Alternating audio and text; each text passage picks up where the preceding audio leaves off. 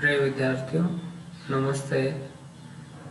कोटा विश्वविद्यालय के बीए द्वितीय वर्ष हिंदी साहित्य के द्वितीय प्रश्न पत्र के अंतर्गत प्रयोजन मूलक हिंदी को पाठ्यक्रम में शामिल किया गया है। तो आज हम प्रयोजन मूलक हिंदी का क्या अभिप्राय है, इससे क्या आशय है, क्या अर्थ होता है, इस पर बात करेंगे। प्रयोजन मूलक हिंदी पर बात करने से पहले हम, चूंकि हिंदी एक भाषा है, भाषा पर बात करते हैं। भाषा क्या है? भाषा के बारे में आप सब इतना तो जानते ही होंगे कि भाषा मानव समाज में विचार विनिमय का माध्यम है। भाषा के द्वारा ही मानव समाज जो है, मनुष्य जो है, आपस में विचारों का आदान प्रदान करते हैं। तो भाषा मनुष्य के चिंतन, मनन, विचार विनिमय व समस्त सामाजिक व्यवहार के संपन्न होने का माध्यम है। मनुष्य समस्त जो सामाजिक व्यवहार है वो भाषा के माध्यम से ही करता है, चूंकि भाषा एक सामाजिक वस्तु है और सामाजिक संपर्क का एकमात्र माध्यम भाषा है। तो भाषा बनी किससे है? भाषा ध्वनियों से बनी हुई है और भाषा की परिभाषा भोलानाथ तिवारी ने इस प्रकार से दी है कि भाषा उच्चारण अवयवों से उच्चरित यादृच्छिक ध्वनि प्रतीकों की वह व्यवस्था है जिसके द्वारा समाज विशेष के लोग आपस में विचारों का आदान प्रदान करते हैं।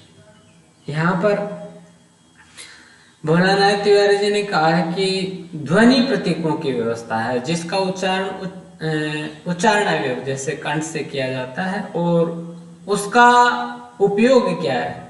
समाज विशेष के लोगों द्वारा आपस में विचारों का आदान प्रदान करना। तो भाषा के दो पक्ष हो गए, एक तो संरचना पक्ष और एक प्रयोग पक्ष। ध्वनि प्रतीकों की व्यवस्था है, ध्वनि प्रतीकों का समूह है। तो ध्वनि प्रतीकों की संरचना जो है वो उसका संरचनात्मक पक्ष है और समाज के लोगों द्वारा उसका प्रयोग पक्ष है। तो संरचना पक्ष के अंतर्गत भाषा की जो आंतरिक संरचना है और भाषा के जो घटक है, जैसे ध्वनि है, शब्द है, वाक्य है, अर्थ है, इन सभी की संरचना का संबंध संरचनात्मक पक्ष से होता है, जिसका अध्ययन संरचनात्मक भाषा विज्ञान में किया जाता है। और प्रयोग पक्ष में भाषा चूंकि सामाजिक वस्तु है तो समाज द्वारा उसका विभिन्न विषयों, संदर्भों और पक्षों में प्रयोग किया जाता है। और समाज द्वारा जीवन के जो विभिन्न संदर्भ विषय है, जैसे दैनिक बोलचाल है, साहित्य है, विज्ञान है, प्रशासन है, तकनीक है, इन सभी क्षेत्रों में भाषा का प्रयोग किया जाता है। तो भाषा की जो संरचना है उसमें परिवर्तन आता है। क्षेत्र विशेष के आधार पर, संदर्भों के आधार पर भाषा की जो ध्वनियां हैं, शब्द है, वाक्य संरचना है, उसमें परिवर्तन होता है, जो भाषा को अनेक रूप प्रदान करता है। और इसको हम उदाहरण के द्वारा समझ सकते हैं कि जब हम अपने मित्रों से बातचीत करते हैं तो हमारी भाषा हिंदी जो है उसका स्तर अलग होता है, उसका रूप अलग होता है। लेकिन जब हम कहानी लिखते हैं, कहानी सुनते हैं, तो हमारी भाषा का स्तर अलग हो जाता है। कविता पढ़ते हैं, कविता सुनते हैं, तो हमारी भाषा का स्तर अलग हो जाता है। और इसी तरह से जब हम कार्यालय, प्रशासनिक कामकाज की भाषा के लिए आवेदन पत्र करते हैं, प्रार्थना पत्र लिखते हैं, या समाचार पत्र पढ़ते हैं या बैंकिंग सेक्टर में जाते हैं बैंक में और वहाँ के कार्य करते हैं, तो भाषा का वहाँ पर अलग स्तर प्रयुक्त होता है। और इस आधार पर हिंदी के जो रूप है वो 3 रूप अपने को देखने को मिलते हैं। एक तो होता है सामान्य हिंदी, और सामान्य हिंदी का संबंध दैनिक जीवन से होता है। हिंदी का वह रूप जो हमारे दैनिक व्यवहार में, आम बोलचाल में प्रयुक्त होती है, और ये भाषा अनौपचारिक होती है। इसमें किसी तरह की औपचारिकता नहीं होती। अनौपचारिकता और औपचारिकता से आशय कि जहाँ पर भाषा का प्रयोग करते समय कुछ नियमों का बंधन रहता है। जैसे हम जब भी प्रार्थना पत्र लिखेंगे या एक कार्यालय पत्र लिखेंगे तो उसमें भाषा का जो है, भाषा के की औपचारिकता रहेगी, उसमें वस्तुनिष्ठता रहेगी और कुछ शब्द विशेष है जिनका हमें वहां पर प्रयोग करना पड़ेगा। लेकिन दैनिक बोलचाल की भाषा में अपन अपनी हिसाब से, अपनी सुविधा की दृष्टि से सहज सरल शब्दों का चुनाव करते हैं। भाषा का ये रूप बड़ा सहज और सरल होता है और व्याकरण के नियमों का इसमें कोई बंधन नहीं होता है। तो इसमें बोलने वाला जो है अपने हिसाब से भाषा की संरचना में घुमाव फिराव, शब्दों में, वाक्य संरचना में परिवर्तन कर सकता है। भाषा का जो मानक रूप होता है उसके प्रति इसमें आग्रह नहीं होता।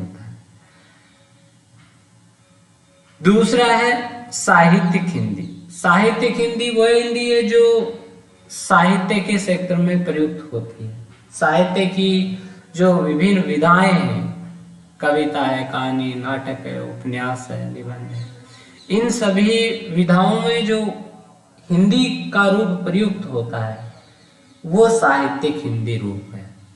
और साहित्यिक हिंदी का जो रूप है, स्वरूप है, वो सामान्य हिंदी से अलग है। में सामान्य हिंदी की तरह सहज सरल भी हो सकता है और उसकी अपेक्षा क्लिष्ट और दुर्लभ भी हो सकता है। सामान्य रूप से, विशेषतः प्रमुख रूप से, मुख्य रूप से सामान्य बोलचाल की शब्दावली, सामान्य बोलचाल से इसका स्तर थोड़ा ऊपर का होता है, विशिष्ट होता है।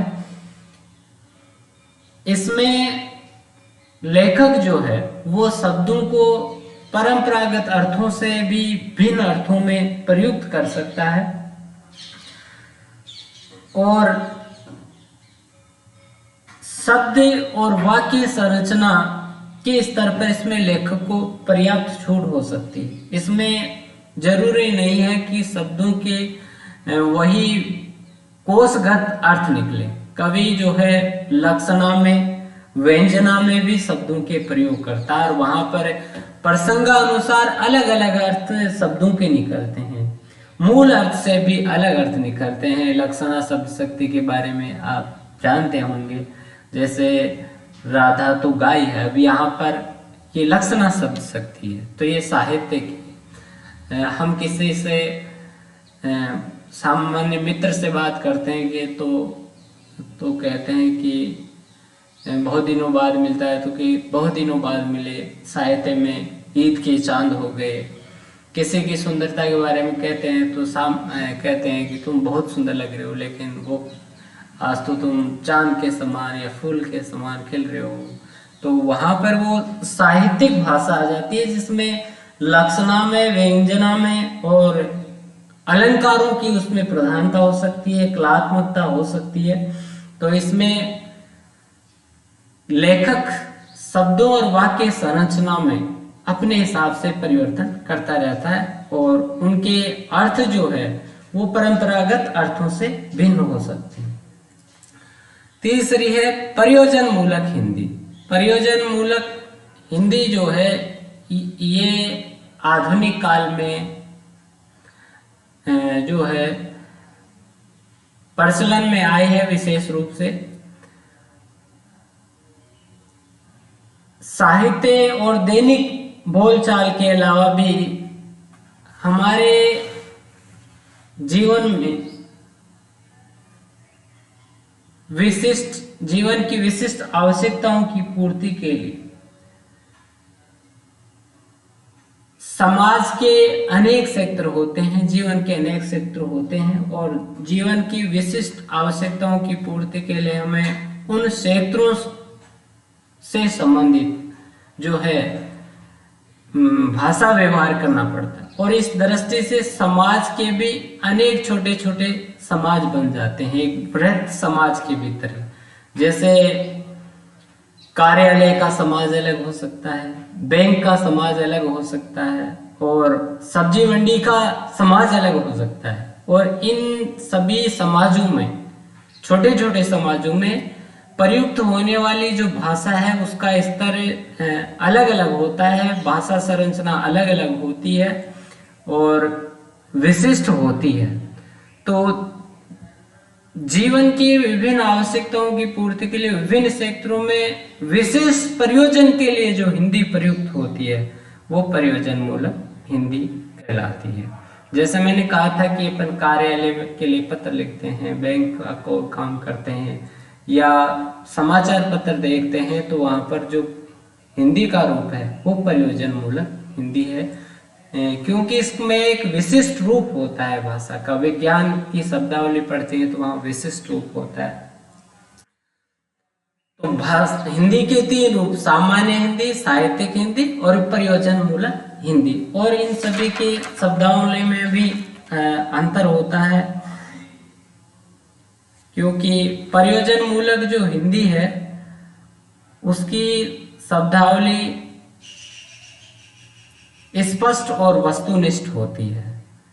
इसमें प्रयुक्त जो शब्द है उनका वही अर्थ निकलता है जितना अभिष्ट है, एक विशिष्ट अर्थ ही निकलता है। साहित्यिक हिंदी की तरह इसमें शब्दों के अनेक अर्थ नहीं निकलते, एक शब्द से एक ही अर्थ द्योतित होता है।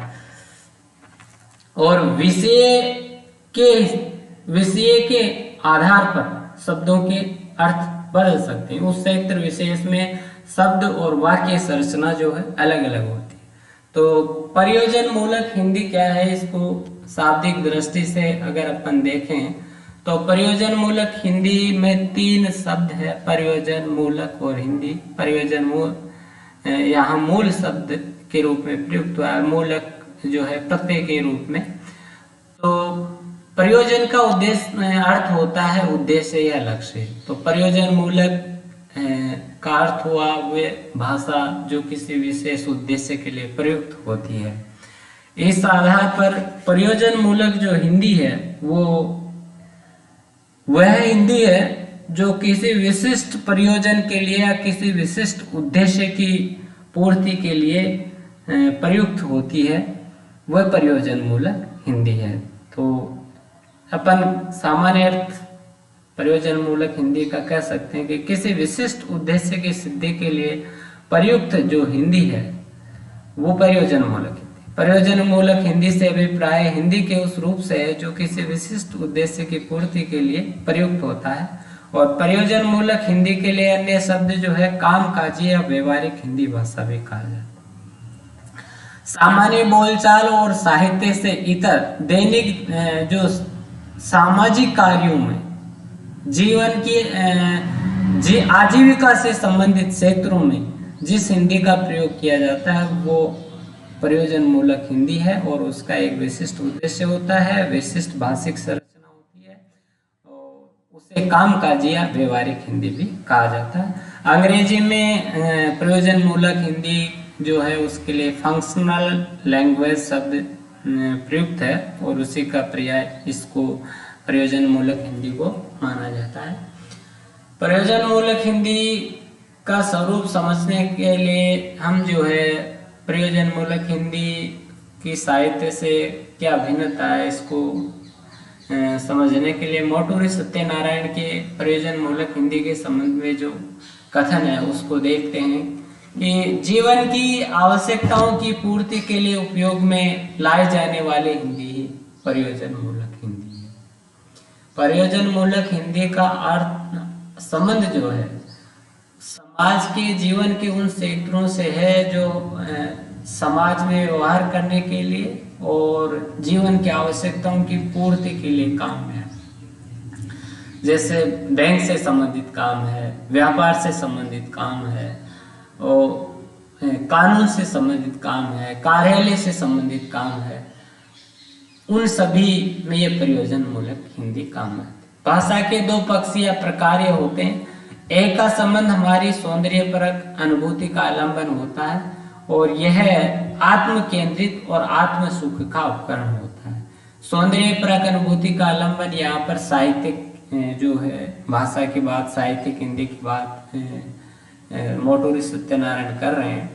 दूसरे का हमारी सामाजिक आवश्यकता और जीवन की उस व्यवस्था से जुड़ा होता है जो व्यक्ति परक होकर भी समाज सापेक्ष होती है और जिसका संबंध मूलतः हमारी जीविका के साथ रहता है, और जो उसके निमित्त जो सेवा के रूप में प्रयुक्त होता है। सेवा क्षेत्र, बीमा, बैंकिंग, व्यापार, वाणिज्य, ये जो सभी है वो सेवा क्षेत्र है।